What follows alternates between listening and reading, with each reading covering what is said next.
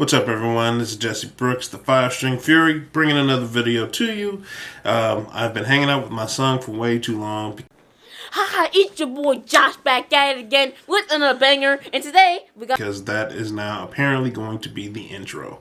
We're just going to roll with it this week.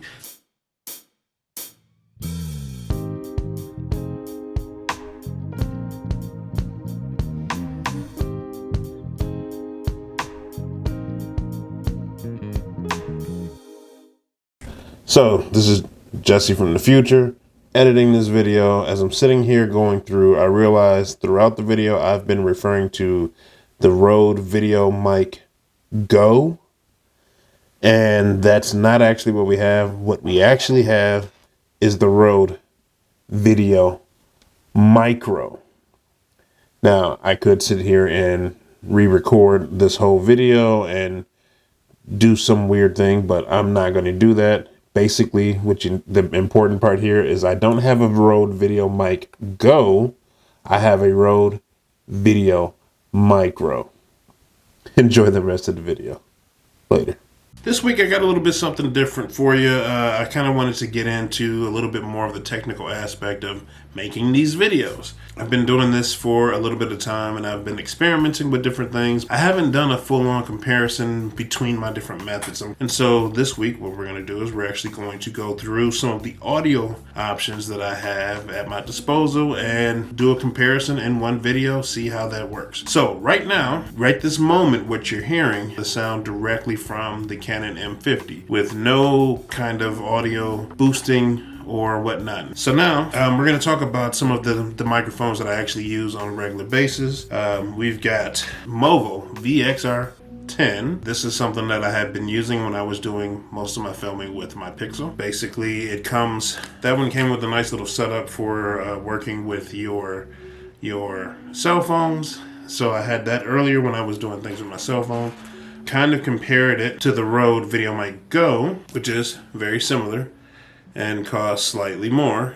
This is something that seems everybody had been using, at least when I was looking at YouTube. I'm going to pick up and try that. So I tried that for a while. I heard there was a difference between the decibel rating of these two microphones, where one of them might be a little bit louder. We'll see. Another thing that I decided to do was to try to be a little bit more wireless.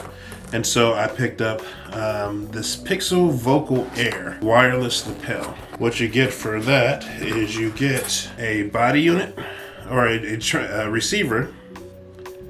Can I get that to focus? A receiver that you can attach directly to the camera, into the camera input, and then you have a transmitter that can be a microphone on its own. So there's a Rode version of this that's quite a bit more expensive. This one's a little bit cheaper because I wanted to see what I could do with it. It also comes with a lapel clip that I think you've probably recognized as something that's been on me. A lot of my videos, I like to use the Vocal Air because I figure having the mic here, you get a little bit more bass definition. It doesn't sound so boomy or reverby or echoey in the room, because a lot of what I do once I get it recorded just lives in the video.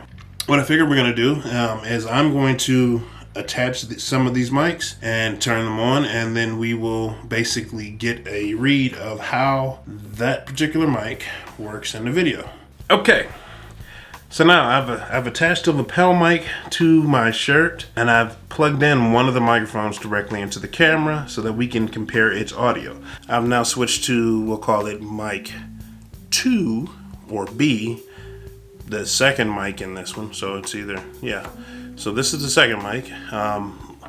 Compare that to what you just heard a moment ago. Okay, so now this is mic number 3. So this is, again, we're gonna go through the 3 mics that I normally use here. So I won't lean into which one we're dealing with. Now this is the Movo microphone, so this is the Rode Video Mic Go. This is the Pixel Vocal mic with the lapel. So one reason I would use the Rode is outside when there's multiple things going on. I want to hear other people's voices more than just myself. It's also good for in the car when there's just not so much background noise, but I think I get a little bit better sound using this as opposed to just using the external microphone. This is the camera's microphone in the car. So there's a little bit difference. Let's go back to the Rode Video Mic Go, and this is good. This also works if I have multiple people, like if like for example, if Jackson's in the car with me, say hi. Hi. We can still pick us both up. So that's another reason why I would use this. Now, despite the fact that you'll get a lot of background noise because of the way this microphone is set up, every once in a while I'll use the Movo specifically if I'm going to play some music. So I just kind of have to time it so that there isn't a lot of background noise going on in the house. But I think because it is slightly louder in the decibels it picks up as opposed to the Rode mic, it's better for those musical things. So for example, behind me I have the Fender amp that I usually play through in my office when I'm practicing my bass, and so it will sound something like this.